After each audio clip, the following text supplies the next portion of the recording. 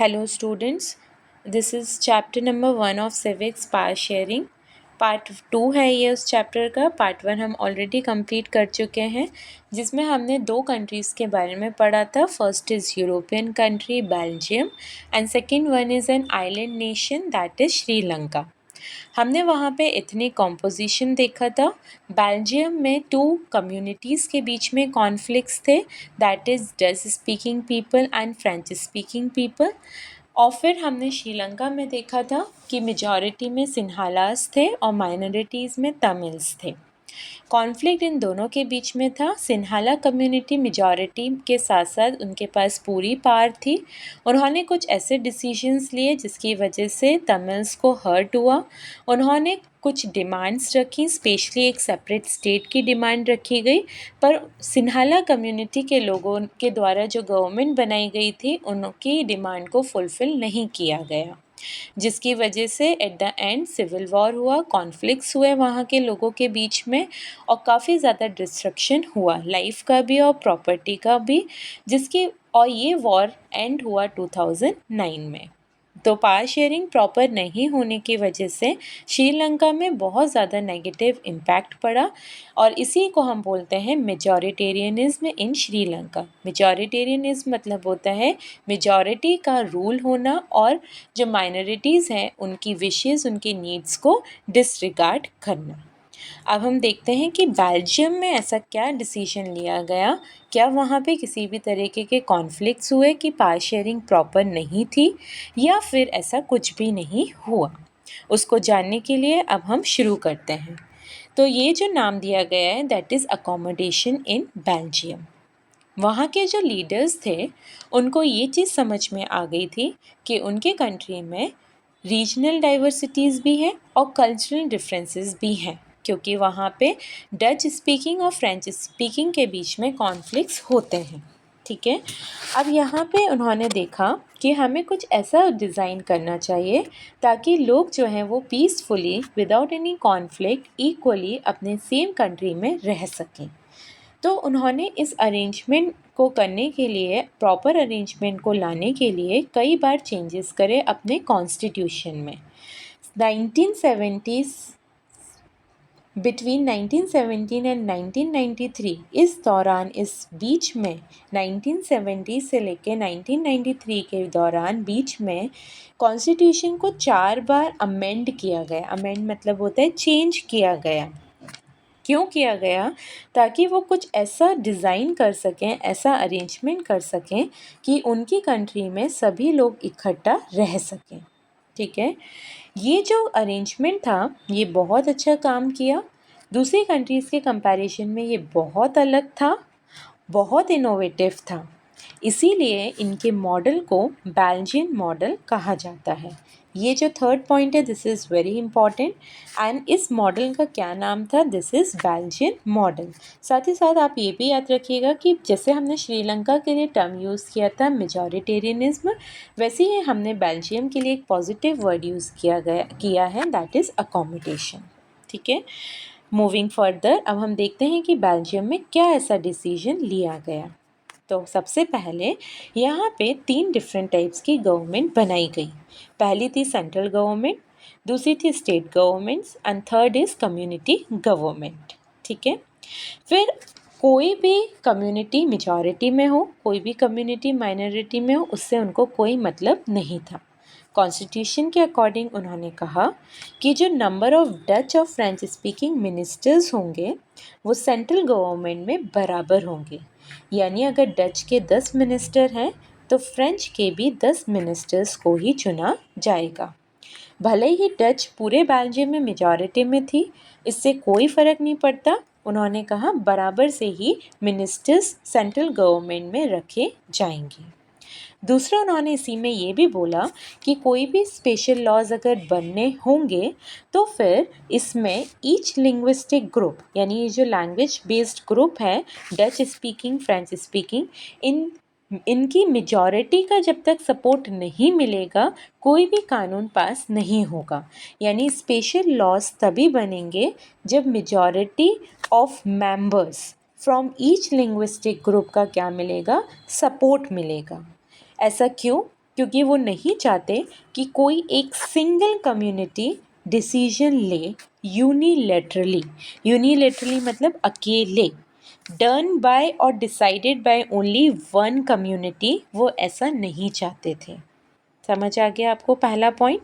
दूसरी चीज़, बहुत सारी जो पावर्स थी सेंट्रल गवर्नमेंट के पास में, उन्होंने दे दी किसको? स्टेट गवर्नमेंट्स को। स्टेट गवर्नमेंट्स 2 रीजन्स में बनी थी, Flemish region and Wallonia region. यही हमने पढ़ा था फर्स्ट पार्ट में। अब स्टेट गवर्नमेंट्स जो थी वो इंडिपेंडेंट थी, वो अपने खुद के डिसीजन ले सकती थी, वो सेंट्रल गवर्नमेंट की सबऑर्डिनेट नहीं थी। सबऑर्डिनेट मतलब होता है कि they are not less powerful, उनके पास भी पूरी पावर थी कि वो अपना डिसीजन खुद से ले सकें, उसमें सेंट्रल गवर्नमेंट का इंटरफेरेंस नहीं होगा। समझ आ गया आपको यहाँ तक? उनके पास भी पूरी पावर थी। ये दोनों पॉइंट समझ में आ गए। थर्ड पॉइंट की तरफ बढ़ते हैं। जो ब्रिसल्स थी, ब्रिसल्स क्या है? बेल्जियम की कैपिटल का नाम है। वहाँ पे भी एक अलग गवर्नमेंट बनाई गई और वहाँ पे आपको पता है कि डच जो थे वो माइनॉरिटी थे और फ्रेंच जो थे वो मेजॉरिटी में थे। यही पढ़ा था हमने, 80% फ्रेंच थे, 20% डच थे। कहाँ पे? Capital city of Belgium, that is bristles. अब यहाँ पे भी इन्होंने कहा कि जो मिनिस्टर्स होंगे वो दोनों ही कम्युनिटी के बराबर होंगे। सेम थिंग, अगर फ्रेंच के 10 मिनिस्टर्स हैं तो डच के भी 10 होंगे। यहाँ पे फ्रेंच स्पीकिंग पीपल ने इस चीज़ को मान लिया, इन्होंने कोई भी ऑब्जेक्शन नहीं किया, जबकि उन्हें पता है कि वो मेजॉरिटी में है। ऐसा क्यों किया गया? क्योंकि जब सेंट्रल गवर्नमेंट बनाई गई तो डच स्पीकिंग मेजॉरिटी में थे पूरे बेल्जियम में, उन्होंने भी इक्वल रिप्रेजेंटेशन को एक्सेप्ट किया। उन्होंने मना नहीं किया कि हम ऐसा नहीं करो, हम मेजॉरिटी में तो हमारे मिनिस्टर्स ज़्यादा होने चाहिए। किसी भी प्रकार का कोई ऑब्जेक्शन नहीं किया गया। इसी वजह से फ्रेंच स्पीकिंग पीपल ने भी कोई ऑब्जेक्शन नहीं किया। इतना आपको समझ में आया? नेक्स्ट हम आते हैं एक और थर्ड, सेंट्रल गवर्नमेंट और स्टेट गवर्नमेंट के अलावा एक तीसरी गवर्नमेंट बनाई गई थी जिसका नाम था कम्युनिटी गवर्नमेंट। याद रखिएगा, कम्युनिटी गवर्नमेंट डच की थी, फ्रेंच की भी थी और जर्मन की भी थी। जब कम्युनिटी गवर्नमेंट चुनी गई डच के लिए, तो पूरे जितने भी डच स्पीकर्स थे, चाहे वो नेशन के किसी भी पार्ट में रह रहे हों, फ्लेमिश में रह रहे हों, वेलोनिया में रह रहे हों, कहीं पर भी रह रहे हों, कोई मतलब नहीं था। सारे ही डच के लिए एक कॉमन कम्युनिटी गवर्नमेंट थी, फ्रेंच के लिए एक कॉमन कम्युनिटी गवर्नमेंट और जर्मन के लिए भी कॉमन कम्युनिटी गवर्नमेंट बनाई गई थी, जिसमें उन्होंने कहा कि आप अपनी कम्युनिटी के रिलेटेड डिसीजन ले सकते हो। यानी आप उनकी कल्चरल, उनका एजुकेशनल और उनका लैंग्वेज रिलेटेड इश्यूज़ पर क्या ले सकते हो? आप अपने फैसले ले सकते हो। गवर्नमेंट को ये पावर दी गई थी। समझ आया? तो ये पॉइंट बहुत ज़रूरी है। Community government is elected by people belonging to one language community, Dutch, French and German speaking, no matter where they live. और इनको क्या पावर थी? ये अपनी कम्युनिटी के कल्चरल, एजुकेशनल और लैंग्वेज रिलेटेड इश्यूज़ को सुलझाएंगे। समझ आ गया? Central government, state government and community government, ये बहुत इम्पॉर्टेंट है, आपको बहुत अच्छे से ये चीज़ें पता होना चाहिए। इसी के आगे हम बढ़ते हैं।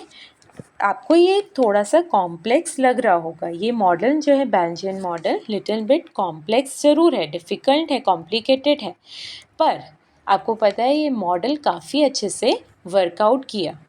यहाँ पे किसी भी टाइप का सिविक स्ट्राइक नहीं हुआ, यानी लोगों के बीच में किसी भी तरीके की लड़ाइयाँ नहीं हुई, किसी भी तरीके का कंट्री में डिवीज़न नहीं हुई। ठीक है, इसीलिए इस मॉडल को हम बोल सकते हैं कि this model worked very well. ठीक है, अब क्या हुआ था, जब बहुत सारी यूरोपियन कंट्रीज़ इकट्ठी हुई, many countries of Europe came together और उन्होंने एक ग्रुप बनाया जिसका नाम था यूरोपियन यूनियन। यूरोपियन यूनियन जब ये बनी तब इसमें ब्रसेल्स जो थी उसको अपना हेडक्वार्टर बनाया गया। यानी जितनी भी मीटिंग्स वगैरह होती थी सारे यूरोपियन कंट्री जो इसके मेंबर्स थे वो यहीं पे आके अपना मीटिंग को ऑर्गेनाइज करते थे। यहाँ तक की बात समझ में आ गई। तो बेल्जियम में हमने क्या देखा, पॉजिटिव इम्पैक्ट देखा, पॉजिटिव रिजल्ट देखा। ऐसा क्यों हुआ? क्योंकि जो बेल्जियम के लीडर्स थे उनको समझ में आ गया था कि अगर हम अपनी कंट्री की यूनिटी चाहते हैं तो उसमें हमें सारे ही कम्युनिटी के लोगों की फीलिंग्स और उनके इंटरेस्ट को रिस्पेक्ट करना होगा। अगर हम ऐसा करते हैं, अगर हम पावर शेयरिंग को म्यूचुअली बांटते हैं सभी में बराबर से, तो फिर इस तरीके की नौबत नहीं आएगी। ठीक है। और श्रीलंका में हमने क्या देखा कि सारी पावर मेजॉरिटी के पास थी। उन्होंने अपनी पावर को सुपीरियर बनाने के लिए और दूसरों को उनको डिसरिगार्ड करने के लिए क्या किया, पावर को प्रॉपर तरीके से शेयर नहीं किया गया और जिसकी वजह से जो कंट्री की यूनिटी थी वो बहुत कमज़ोर हो गई। अंडरमाइन होता है किसी चीज़ को कमज़ोर करना। कमज़ोर किस चीज़ को किया? उस कंट्री की यूनिटी को। तो आपको समझ में आ गया, Belgium positive result, Sri Lanka negative result, because in Belgium power sharing is proper and in Sri Lanka the power lies in the hands of majority and because of which the country unity breaks, या हम बोल सकते हैं country की जो unity थी वो कमज़ोर पड़ गई। राइट, समझ में आ गया आपको यहाँ तक? आगे बढ़ते हैं। Why power sharing is desirable. बहुत इंपॉर्टेंट क्वेश्चन है कि पावर शेयरिंग डिज़ायरेबल क्यों होती है। तो इसके दो कारण होते हैं, एक प्रूडेंशियल रीज़न होता है और एक मॉरल रीज़न होता है। क्या होता है ये हम समझने की कोशिश करते हैं। पहली चीज़ आप याद रखना, अगर पावर शेयरिंग अच्छी होती है तो लोगों के बीच में कॉन्फ्लिक्ट्स होने के चांसेस कम हो जाते हैं। अगर कॉन्फ्लिक्ट्स होते हैं तो फिर वॉयलेंस क्रिएट होता है, लड़ाई झगड़े होती है, वहाँ का जो पॉलिटिकल सिस्टम होता है वो पूरी तरीके से बेकार हो जाता है, कोई भी चीज़ संभलती नहीं है और बहुत ज़्यादा डिस्ट्रक्शन क्रिएट करता है। तो पावर शेयरिंग में अगर हमें स्टेबिलिटी चाहिए है, पॉलिटिकल स्टेबिलिटी चाहिए है और किसी भी तरीके का कॉन्फ्लिक्ट नहीं चाहिए है तो पावर शेयरिंग अच्छे तरीके से होना चाहिए। ठीक है। उसके बाद अगर हम पावर को मेजॉरिटी ग्रुप को दे देते हैं और माइनॉरिटीज़ को नहीं देते तो शॉर्ट टर्म के लिए हो सकता है आपको ऐसा लगेगा कि अच्छा काम कर रहा है, पर लॉन्ग टर्म के लिए ये बहुत ख़राब होता है क्योंकि उस कंट्री की यूनिटी ख़त्म हो जाती है। अगर किसी भी तरीके का मेजॉरिटी जो है वो अनफेयर तरीके से अपनी पावर का इस्तेमाल करता है, टिरनी यहाँ पे एक वर्ड यूज़ किया गया है। टिरनी मतलब होता है the cruel and unfair use of power. कौन करता है? मेजॉरिटी। तो वो सिर्फ माइनॉरिटीज़ को ही परेशान नहीं करते, माइनॉरिटीज़ को ही कंट्रोल करने की कोशिश नहीं करते, वो मेजॉरिटी के ऊपर भी काफ़ी ज़्यादा नेगेटिव इम्पैक्ट डालता है। ठीक है। नेगेटिव क्यों? क्योंकि बाद में उनको काफ़ी ज़्यादा सफ़र करना पड़ता है। समझ आ गया यहाँ तक? ये होता है प्रूडेंशियल रीज़न। प्रूडेंशियल रीज़न मतलब in order to maintain the stability, political stability, in order to reduce the possibility of conflict between social groups, power sharing is desirable. ठीक है। तो पावर शेयरिंग क्या होता है? अगर प्रूडेंशियल है तो पावर शेयरिंग क्या होगा? बेटर रिजल्ट्स देने की कोशिश करेगा। ठीक है। सेकंड आते हैं हम, पावर शेयरिंग बहुत ज़्यादा इम्पॉर्टेंट है फॉर डेमोक्रेसीज़। अगर हम श्रीलंका की बात करें, वहाँ पे पावर शेयरिंग डेमोक्रेटिक है, वो कंट्री इलेक्ट हुई थी, पर वहाँ पे पावर शेयरिंग प्रॉपर नहीं थी। तो क्या हुआ? वहाँ पे कॉन्फ्लिक्ट हुआ कि नहीं?